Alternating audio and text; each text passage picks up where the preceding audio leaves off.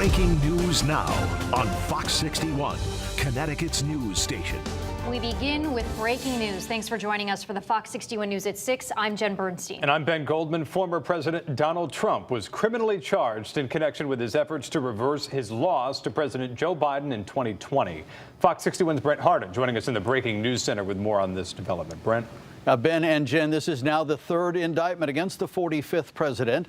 This indictment comes from the Department of Justice as they bring criminal charges against Donald Trump for his alleged efforts in trying to overturn the results of the 2020 presidential election. The DOJ says Trump has been indicted on 4 different counts, including conspiracy to defraud the United States and witness tampering. Officials say the indictment focuses on schemes by Trump and his allies to subvert the transfer of power and keep him in office despite his loss to Joe Biden.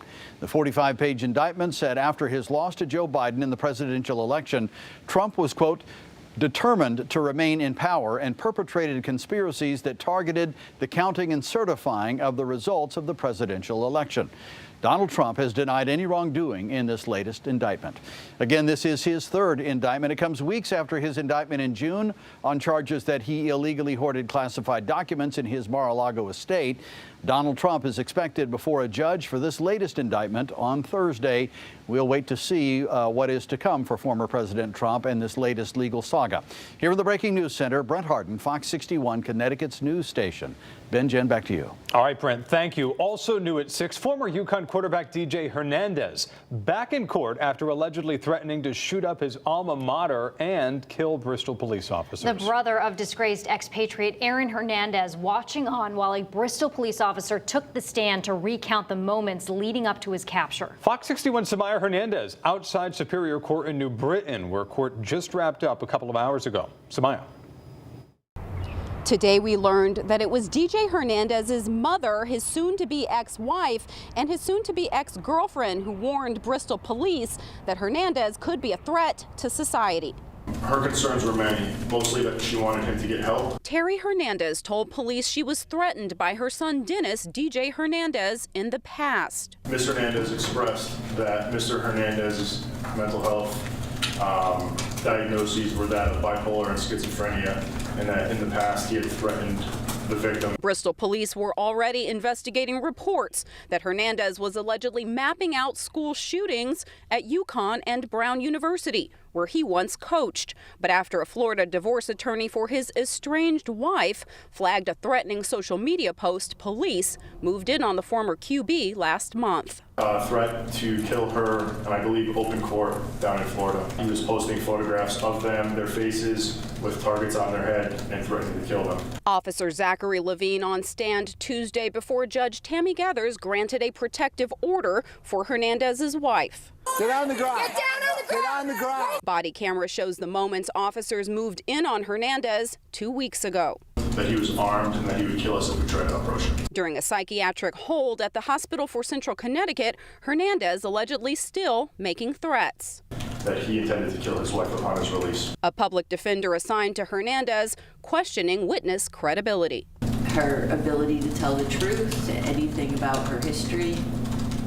No. Thank you, Your Honor. Hernandez was transported here to court today. He remains in custody and is facing separate federal charges in these matters. In New Britain, I'm Samaya Hernandez, Fox 61, Connecticut's news station. Thank you. A Willimantic man is in the hospital after colliding with a tractor trailer. It happened on West Main Street earlier this morning. Fox 61's Jake Garcia live in Willimantic with the latest on the investigation. Jake? Well, Ben, Willimantic police say the call came in around 11:30 this morning for a crash involving a 74-year-old man in a wheelchair and a tractor trailer. Now, take a look at this video. When we arrived on the scene, you could still see the wheelchair in the middle of the road. Officials on scene say it appears that the man was crossing the street in his wheelchair and hit one of the rear tires of the semi while it was still in motion. Officials say the driver of the tractor trailer is cooperating with police. First responders were on scene just moments after it happened.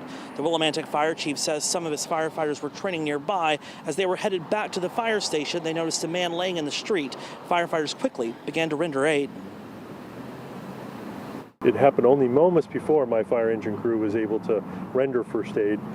We had resources from Wyndham Hospital, paramedics on scene minutes later, we had the Mansfield ambulance on scene 10 minutes from time of the accident, and we had him in Lifestar within 20 minutes of the accident happening. So we wish the best for him, but we've given him the best possible opportunity to survive. Now, the 74-year-old man was taken to a nearby hospital and then airlifted by Lifestar helicopter to Hartford Hospital with life-threatening injuries. His condition is still unknown at this hour. Willimantic police, along with their accident reconstruction team, are still investigating this crash, And it's important to note that while there is a sidewalk running along Main Street where I'm standing, there is no crosswalk at the intersection behind me. West Main Street was closed from Roanoke to Route 6 for several hours as police investigated, but it has since reopened. Live in Willimantic, Jake Garcia, Fox 61, Connecticut's news station. Jake, thank you very much. We have an update out of Waterbury. Police say the 17-year-old who was shot last night is fighting for his life. It happened on Newport Drive. The teen was shot in the upper body and transported to the hospital. Police say his condition worsened overnight. An investigation is still ongoing. We'll, of course, keep you updated as we learn more. A Cromwell attorney has been arrested and charged with negligence and abuse, accused of allowing his live-in girlfriend to deteriorate in their home, not bringing her to medical appointments. 66-year-old Stephen Donnan appeared in front of a judge today for the very first time. Fox 61's Julia LeBlanc was there and joins us from Skyview Apartments in Cromwell with more. This is where Donnan has lived with his 61-year-old girlfriend for several years, who we're learning has multiple sclerosis and needs dialysis treatments to survive. But when police got called to their home for a wellness check last week, they say they found her in deplorable conditions. You may not contact the person's home. An order of protection issued against Steve Donnan of Cromwell. The 66-year-old attorney now faces charges of abuse and negligence after police found his girlfriend in uninhabitable conditions in their home last week. Donnan wouldn't talk while walking out of court, but his attorney says this whole thing is blown out of proportion. The allegations that are in the paperwork contain a lot of inaccuracies, a lot of misstatements. Those statements coming from this arrest warrant detailing that police reported Donnan twice to the Department of Elderly Services since November of 2022. At that time, it was because a next-door neighbor called with concerns of abuse, asking for a wellness check of the 61-year-old woman. He said he heard yelling coming from the apartment and the occasional thud noise.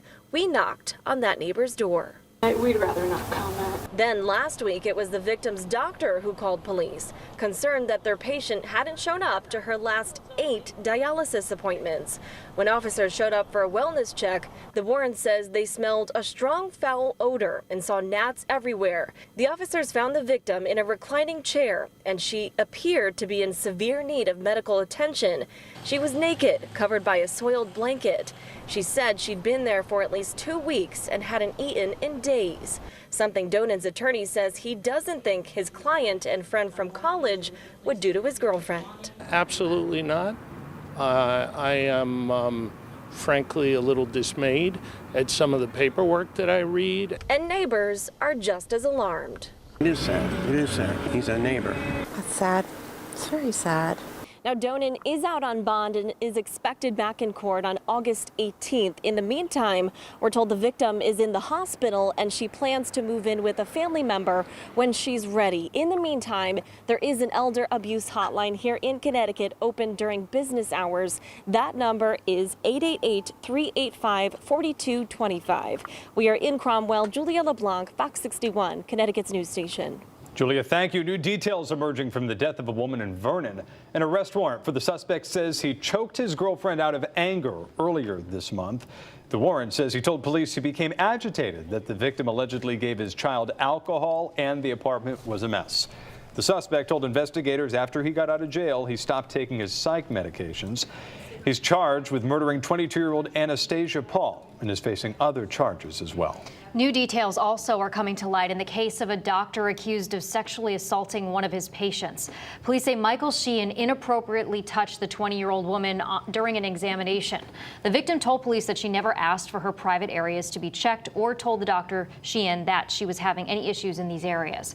Investigators say that he appeared nervous during their interview. Newington firefighters responded to a roof fire at an urgent care center on the Berlin Turnpike. It happened this morning in Newington. Boston. The Hartford Healthcare Go Health Urgent Care Center was closed for the rest of the day today.